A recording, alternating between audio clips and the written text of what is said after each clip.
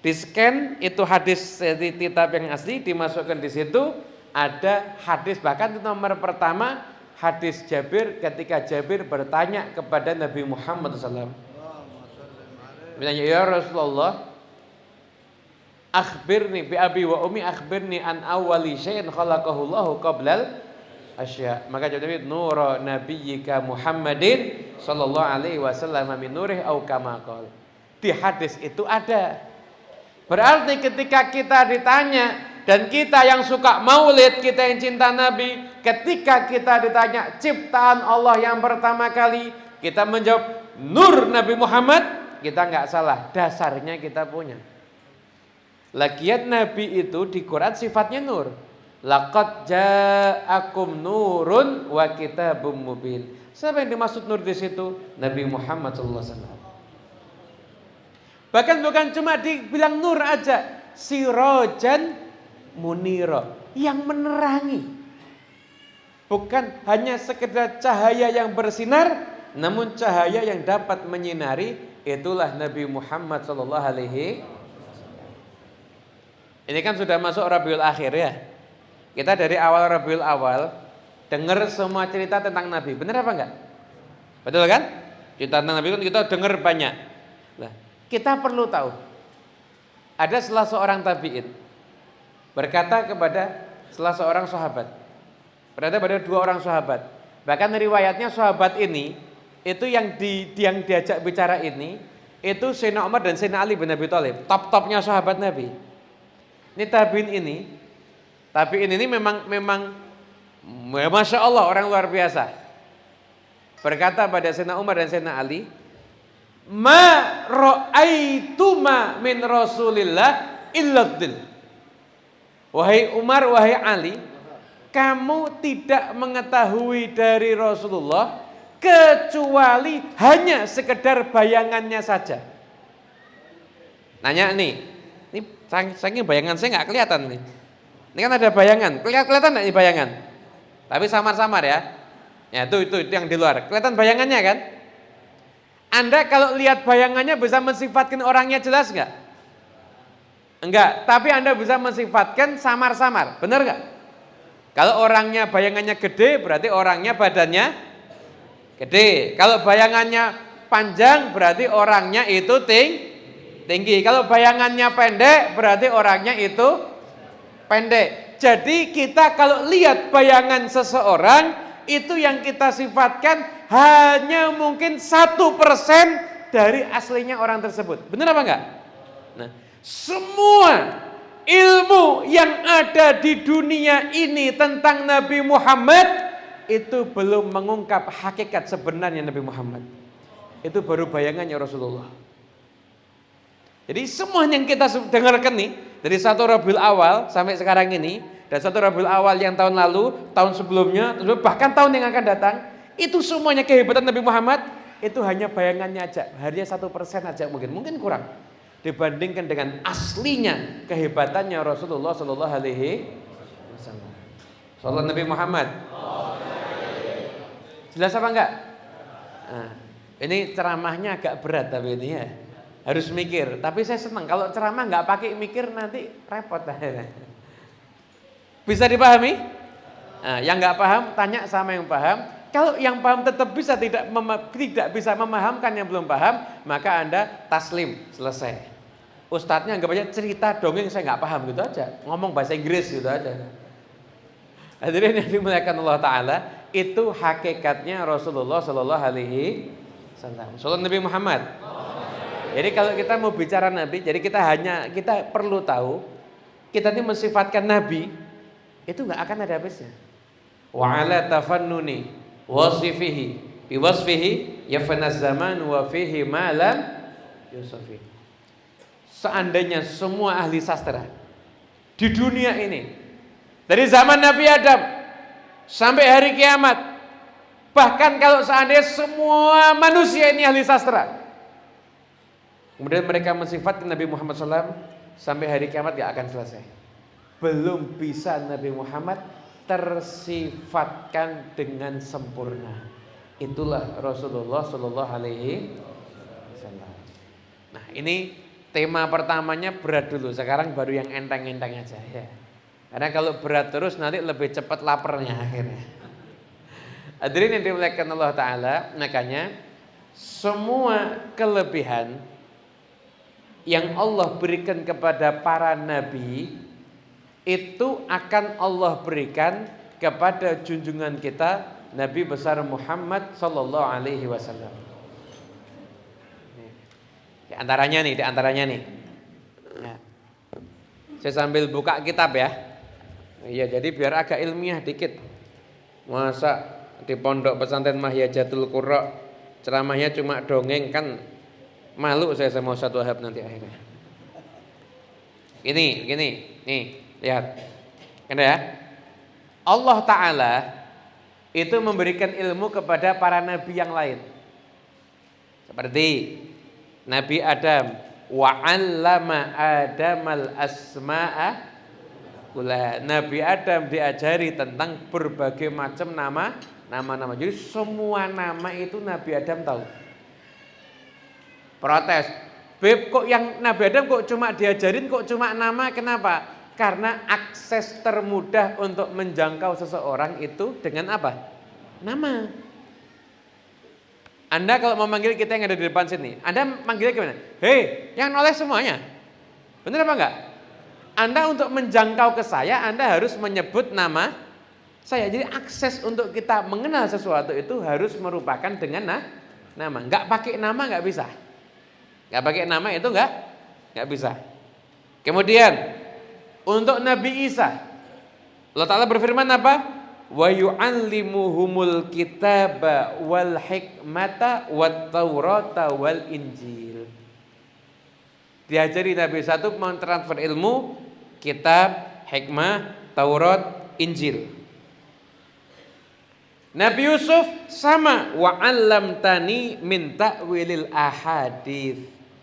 Dan Allah telah mengajarkan kepadaku, engkau telah mengajarkan kepadaku, maksudnya Allah telah mengajarkan kepadaku, kata Nabi Yusuf, daripada takwil mimpi. Itu untuk para nabi yang lain.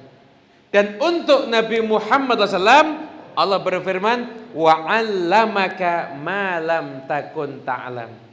Engkau wahai Muhammad, aku beri ilmu apa-apa yang engkau sebelumnya enggak tahu. Nah, kata para ahli tafsir, wa 'allamaka itu mencakup semua ilmunya para nabi yang terdahulu dan semua ilmunya manusia sampai kapanpun nanti hari kiamat, semuanya diketahui oleh Rasulullah sallallahu alaihi wasallam. Hari di antara semua nabi yang paling istimewa ilmunya itu siapa? Rasulullah sallallahu alaihi wasallam. Sallallahu Nabi Muhammad. Yang sholawatnya keras saya doakan utangnya lunas. Bukannya ngamin yang sholawat, yang ngamin tetap utang. Pernah nih riwayat tentang luasnya ilmunya Rasulullah SAW, atau bagaimana Nabi mendapatkan ilmu. Nih gini, ini tentang ilmu pokoknya. Kita biar jadi orang alim semuanya insya Allah. Terutama kalau kita nggak jadi ulama, anak kita jadi ulama semuanya insya Allah. Kemudian nih diriwayatkan oleh Mu'adz bin Jabal.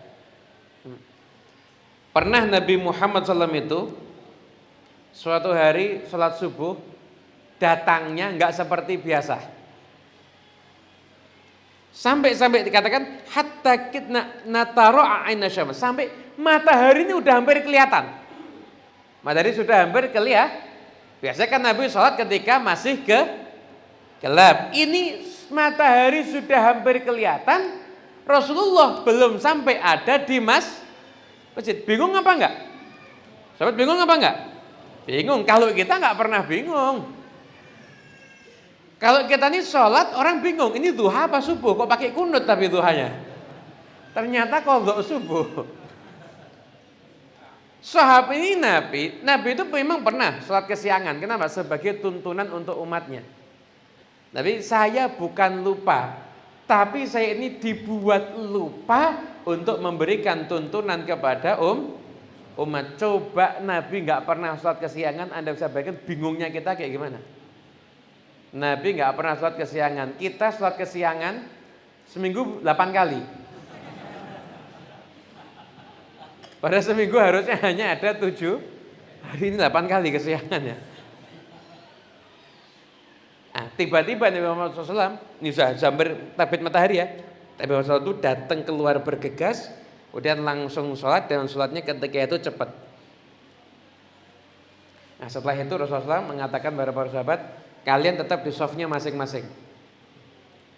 Kalian saya akan cerita, kenapa kok saya hari ini terlambat. Tadi malam saya tahajud, saya bangun, saya wudhu, saya sholat. Tengah-tengah sholat saya merasa ngantuk yang luar biasa, berat. Akhirnya setelah itu gak kuat, terus tertidur Nabi Muhammad SAW.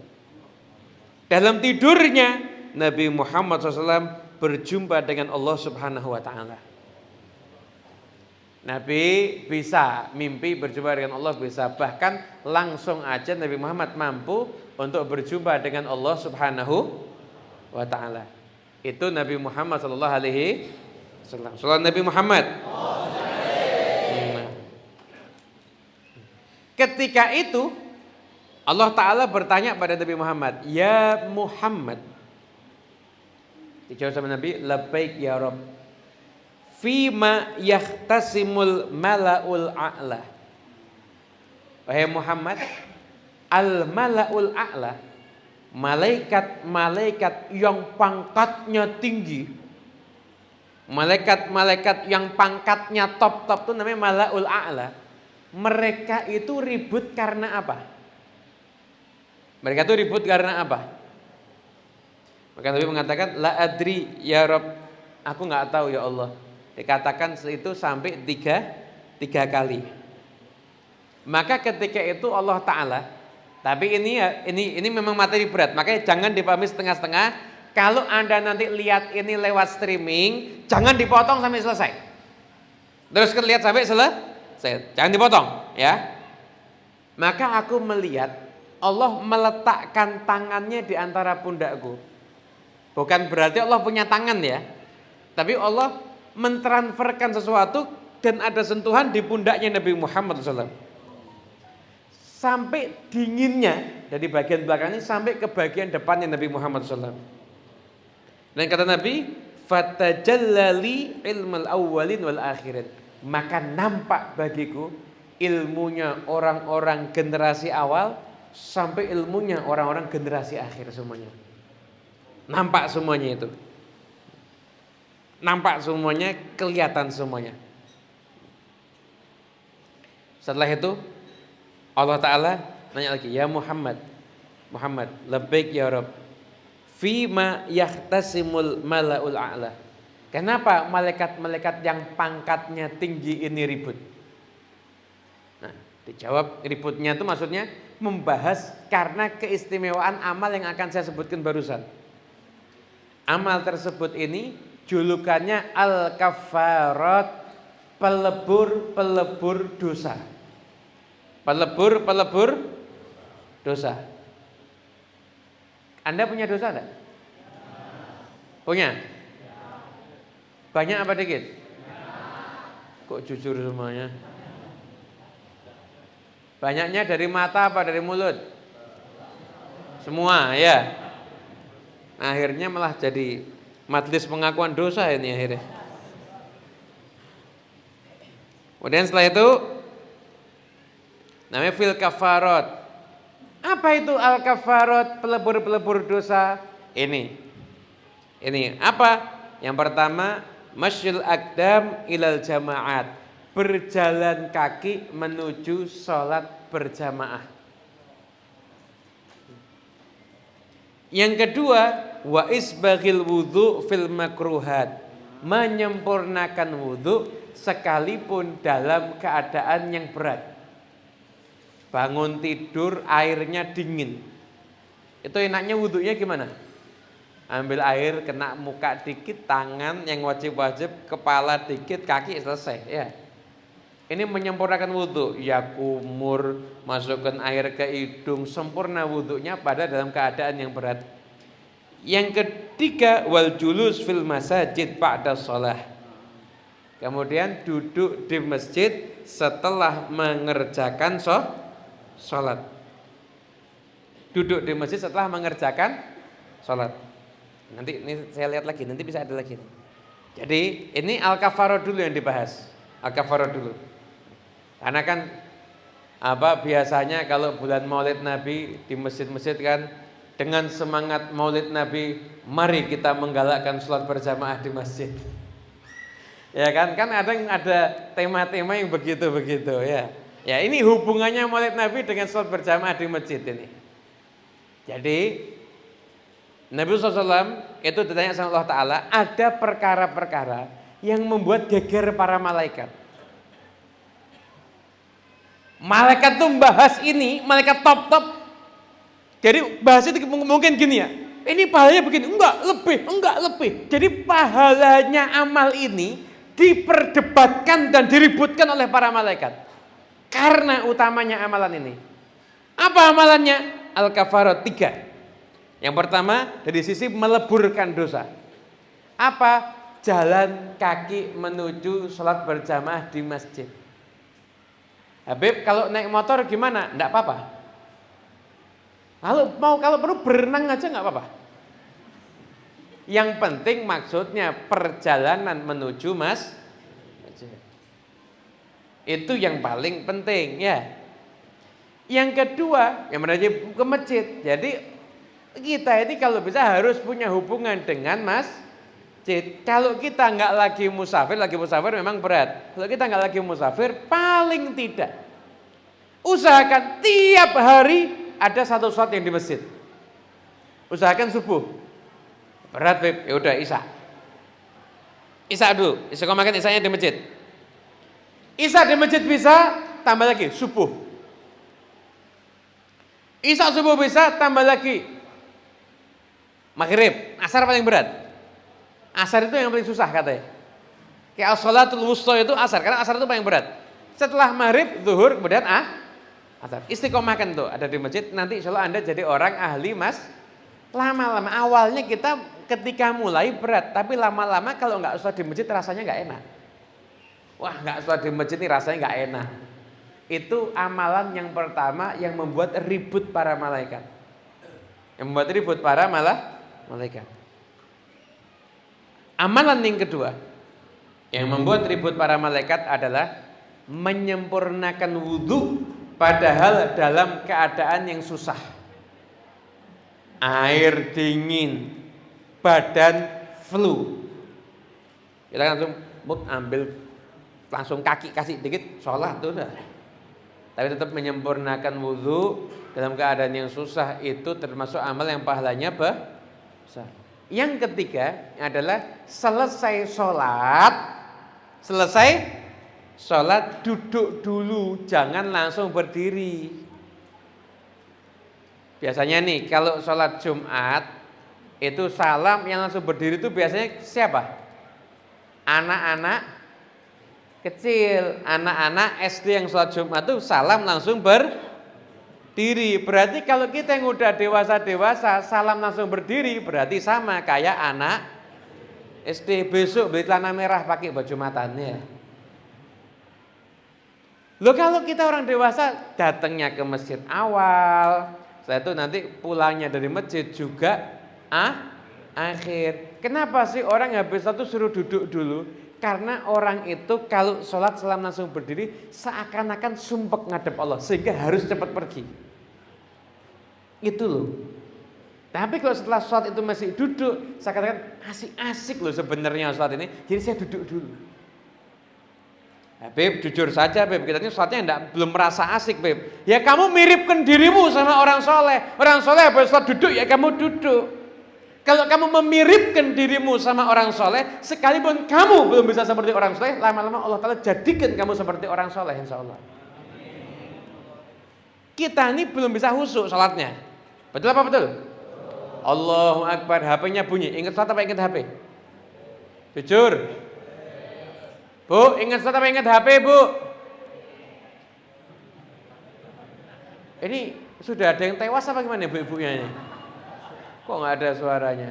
Salat Nabi Muhammad. Salat Allahu Akbar. HP bunyi. Tang ting tang ting tang ting. Mikir salat atau mikir HP? Jujur. HP apa salat? HP. Oh, sama kayak yang ngomong berarti. HP. Salat ragu. Ini rakaat ketiga apa keempat? Pernah apa enggak? Yang jawabnya kompak seakan-akan kayak pengalaman semuanya. Itu namanya kita belum bisa menikmati khusyuk. Itu gampang apa susah sih? Ini, pernah enggak kita lagi main HP, diajak ngobrol sama orang kita nggak paham, nggak dengar, pernah enggak? Pernah enggak? Berarti kita sudah bisa khusyuk, cuma jalurnya aja yang kurang pas. Udah bisa, khusyuknya udah lulus. Khusyuk bisa, cuma jalur khusyuknya dalam keadaan mainan tinggal geser dikit. Khusyuknya ketika di sholat, kalau kita sholat dipanggil orang kita nggak denger. Wah mantep itu, keren itu. Kita sholat kan enggak? Allahu Akbar, cecak aja mau makan nyamuk kita nunggu. Ayo. Begitu makan ikut loncat kadang-kadang. Jadi perbaiki urusan berusaha belajar menikmati hadirin yang dimuliakan Allah Ta'ala. Waktu satu hari itu berapa jam? Kalau di Solo 24 jam. Kalau di Pontianak berapa jam sehari? Berapa jam sehari di Pontianak? Sama? Oh alhamdulillah, saya kira beda. Dalam 24 jam durasi sholat berapa lama? Berapa lama durasi sholat ini? 5 menit. Berarti sholatnya cuma maghrib itu.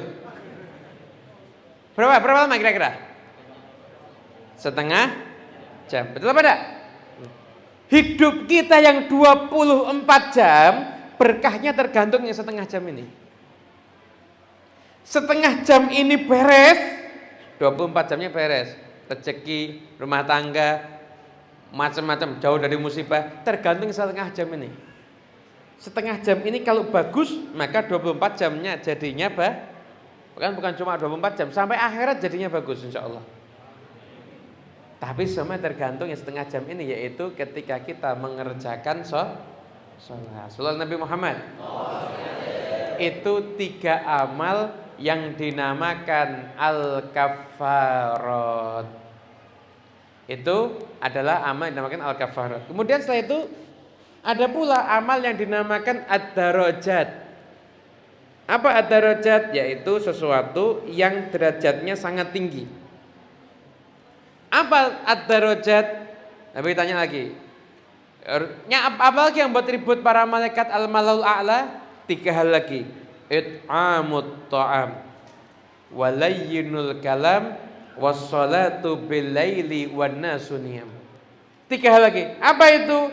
Ngasih makan orang, peduli, sedekah. Yang kedua, ucapan yang lemah lembut. Yang ketiga, sholat di malam hari ketika orang sedang dalam keadaan tidur. Begitu. Setelah itu Allah Ta'ala nawarin Nabi Muhammad, Sal, minta sesuatu kepadaku. Nih Anda bayangkan doanya Nabi ketika mimpi berjumpa dengan Allah Ta'ala. Berarti doanya hebat. Allahumma inni as'aluka fi'lal khairat. Ya Allah, aku minta kepadamu bisa berbuat yang baik. Wa tarkal munkarat, bisa meninggalkan yang buruk. Wa hubbal masakin, mencintai orang-orang kaya. Miskin, orang miskin cinta sama orang kaya udah nggak pakai doa, udah lancar semuanya kalau gitu. Wa hubbal masakin, wa antaghfirli, semoga engkau mengampuni aku. Wa tarhamani, menyayangi aku. Wa idza aradta fitnata qaumin fatawaffani ghaira maftun. Ya Allah, kalau kamu mau memfitnah sekelompok kaum, maka matikan aku sebelum aku termasuk orang yang terkena fitnah. As'aluka hubbaka wa hubba man yuhibbuka wa hubba amalin yuqarribu illa hubbika. Ya Allah, aku minta kecintaanmu. Cinta dengan orang yang mencintaimu dan cinta dengan amal yang menjadikan aku dekat denganmu. Kata Allah Ta'ala, innaha haqqun fadrusuha thumma tu'allimuha. Ini benar, maka pelajarilah dan ajarkanlah, kata Allah Subhanahu wa Ta'ala kepada junjungan kita Nabi besar Muhammad sallallahu alaihi wasallam. Sallallahu Nabi Muhammad.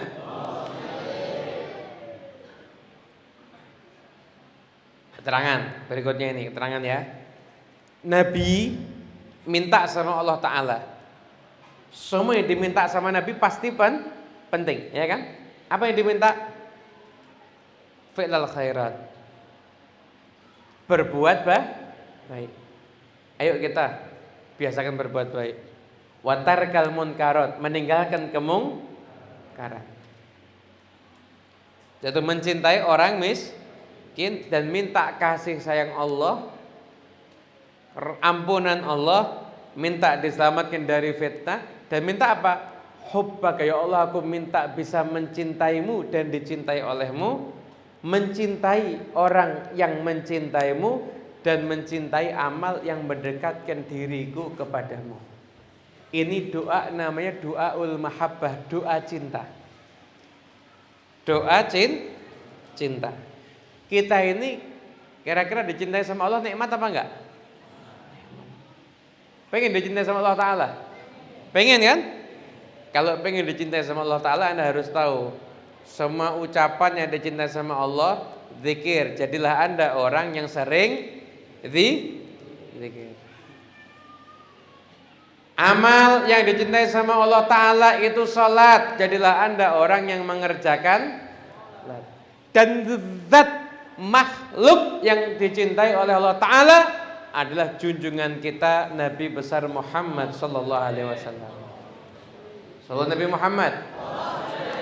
Jadi kalau kita minta cinta dan dicintai Allah Ta'ala, maka pintunya harus mencintai dan dicintai oleh Nabi Muhammad sallallahu alaihi.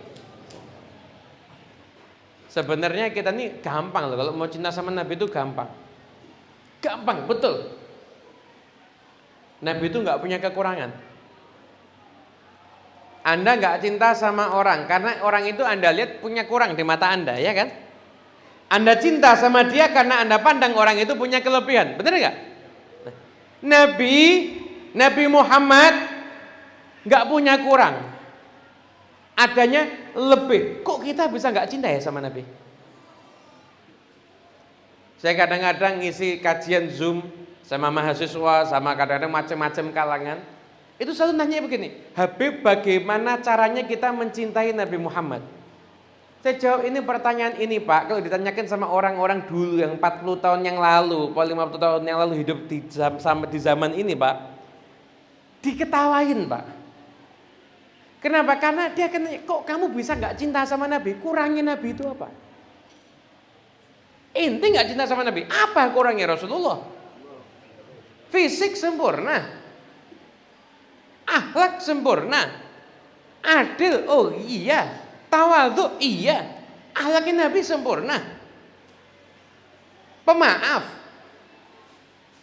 Semua kebaikan yang ada pada Nabi Muhammad. Sabarnya Nabi Ayub dimiliki sama Nabi Muhammad. Pemaafnya Nabi Yusuf dimiliki sama Nabi Muhammad. Nabi masuk Fathu Makkah, sahabat ada, ya hadza yaumul malhamah, ini hari peperangan dan hari pembalasan dendam. Kata Nabi, la hadza yaumul marhamah, ini adalah hari kasih sayang. Ini adalah hari kasih sayang. Masya Allah. Kemudian setelah itu Nabi SAW ketika masuk Fathu Makkah, ini yang ada di hadapan Nabi ini, orang-orang yang dulu pernah nyakitin Nabi, fitnah Nabi, berusaha membunuh Nabi, membunuh sahabat Nabi, memboikot Nabi. Di hadapan Nabi semua ya Pak. Mereka udah nggak mungkin bisa ngelawan Nabi. Dalam keadaan superior seperti itu Nabi Muhammad SAW, bukan Fathu Makkah, Nabi masuk sambil dada-dada. Hai, nah. Dia kira begitu Nabi Muhammad masuk Fathu Makkah. Nabi ketika masuk Fatu Makkah, beliau hanya nunduk sampai jenggotnya itu mengenai tunggangannya. Nunduk terus Rasulullah SAW. Gak mau ngangkat kepala gini aja, gak mau. Padahal di tengah pasukan yang mengeluh-ngeluhkan beliau, memuja-muja beliau, beliau tetap tawadhu. Anda bayangin ya, Anda umpama pernah miskin, Anda minta tolong sama satu orang, Anda dimaki-maki nggak dikasih. 5 tahun kemudian Anda jadi orang kaya, orang yang dulu nolak Anda datang sama Anda minta tolong, Anda rasanya gimana? Puas apa enggak? Wah, duduknya dibenerin. Kenapa kamu dulu nolak saya? Wah, pakai membantu 50.000 rupiah aja interogasinya 5 jam. Kenapa kamu dulu nolak saya? Kamu nggak tahu roda itu bisa berputar. Wah, mau idhatul hasanah. Yang miskin udah nunggu, mau idhatul hasanah 2 jam keluar duitnya 100.000 ternyata. Buat beli panadol kurang. Buat ngobatin pusingnya kena mau idhahnya tadi itu. Hadirin yang dimuliakan Allah Ta'ala, hakata. Ini adalah akhlaknya Rasulullah SAW, dan ilmunya Nabi Muhammad SAW itu adalah ilmu yang paling luar biasa. Nah, untuk para santri, kalau pengen dapat ilmu laduni, pengen tidak dapat ilmu laduni, wa 'allamnahu min ladunna ilma, ya pintunya Nabi Muhammad. Harus senang sholawat dan harus berusaha ada hubungan dengan Rasulullah. Entah apa, entah Anda mengkaji kitab tentang Rasulullah, atau Anda ngamalin sholawat, atau Anda ngerutinkan. Jadi Simtud Durar itu jangan cuma dibaca ketika benar-benar aja, dibaca sendiri boleh, dibuat wiritan boleh, atau membaca Dalailul Khairat, silakan. Apa yang mau dibaca silah. Pokoknya santri kalau pengen dapat ilmu berkah, ilmu laduni, harus punya hubungan dengan Nabi Muhammad. Ada ulama besar namanya Sa'duddin At-Taftazani. Ketika belajar, Masya Allah, diterangin gak ngerti-ngerti, gak paham-paham. Rukun wudhu ada 6. Yang pertama niat, yang kedua membasuh muka, yang ketiga membasuh tangan. Rukun wudhu ada 7. Yang pertama membasuh tangan, yang kedua niat. Gak pernah paham-paham diajar-ajarin. Bebel, gak masuk-masuk, gak masuk-masuk.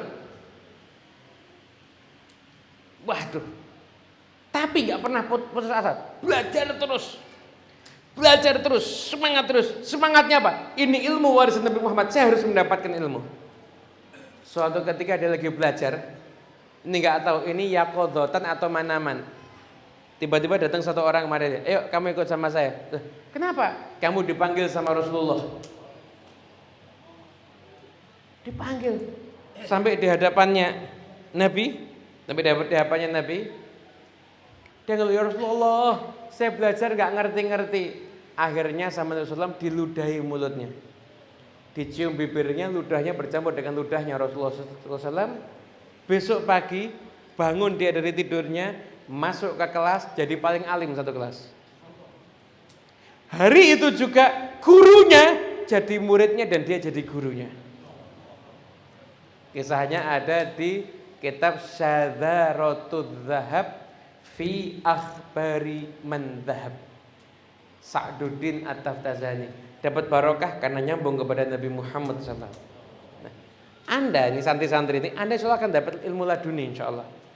Tapi tadi yang rajin sholawat, yang cari tahu informasi sebanyak mungkin tentang Nabi, di rumahnya punya buku sirah, baca-baca tentang Rasulullah SAW. Kalau Anda punya hubungan dengan Nabi, Anda akan dapat ilmu laduni.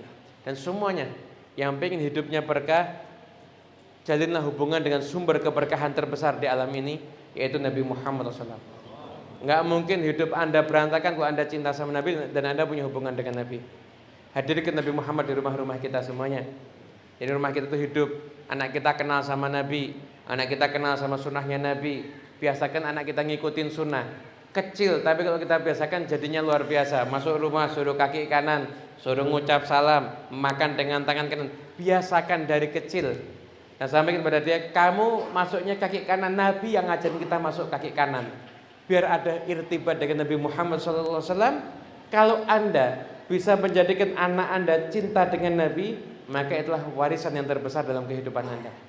Anak Anda silakan jadi anak yang selamat di dunia dan di akhirat karena barokah didikan orang tuanya yang menjadikan anak itu cinta dengan Nabi Muhammad SAW. Dan majelis ini dari majelis yang penuh dengan berkah. Allah Ta'ala turunkan berkah kepada kita di siang hari ini. Yang punya hajat-hajatnya kabul, yang sedang sakit Allah angkat semua penyakitnya. Allah Ta'ala berikan kepada kita kebaikan, keberuntungan di dunia ini sampai di akhirat nanti. Kepada semua keluarga besar Pondok Pesantren Mahyajatul Qurra, Allah Ta'ala jadikan pondok ini pondok yang berkah. Allah Ta'ala jadikan pondoknya semakin megah, semakin besar. Allah Ta'ala jadikan santri-santri di sini santri-santri yang ilmunya bermanfaat, santri-santri pewaris ilmu Nabi Muhammad SAW. Allah Ta'ala berikan kemudahan dalam setiap semua orang yang berjuang di pondok pesantren ini. Allah Ta'ala jadikan pondok pesantren ini selalu dalam perlindungan Allah Ta'ala, selalu dalam kasih sayangnya Nabi Muhammad SAW. Dan siapapun semua kita yang hadir di tempat ini, semoga Allah Ta'ala kabulkan semua hajat kita. Yang mau bangun rumah segera bangun rumah, yang mau beli mobil segera beli mobil, yang belum punya jodoh ketemu sama jodoh, yang pengen punya keturunan segera pengen punya keturunan. Semoga yang sudah punya keturunan dijadikan soleh dan solehah. Allah Ta'ala jadikan waktu ini waktu yang istimewa dalam kehidupan kita semuanya. Tidak ada satupun hajat yang terlintas di hati kita di saat ini, melainkan Allah Ta'ala akan wujudkan untuk kita semuanya. Berkat Yaumul Itsnain, hari kelahirannya Nabi Muhammad SAW, hari yang Allah pilihkan menjadi hari di mana kekasihnya dilahirkan. Berkat kemuliaan hari Senin dan harinya Nabi Muhammad, Allah Ta'ala kabulkan hajat kita berkat Nabi Muhammad SAW. Amin amin ya rabbal alamin. Rabbana atina fid dunya hasanah wa fil akhirati hasanah wa qina adzabannar. Wa sallallahu alaihi wa alamin bisirril Fatihah. Bismillahirrahmanirrahim. Maliki yaumiddin. Iyyaka na'budu wa iyyaka nasta'in. Shiratal mustaqim shiratal ladzina an'amta 'alaihim ghairil maghdubi 'alaihim waladdallin. Amin. Dari saya cukup sekian. Wa'alaikum warahmatullahi wabarakatuh.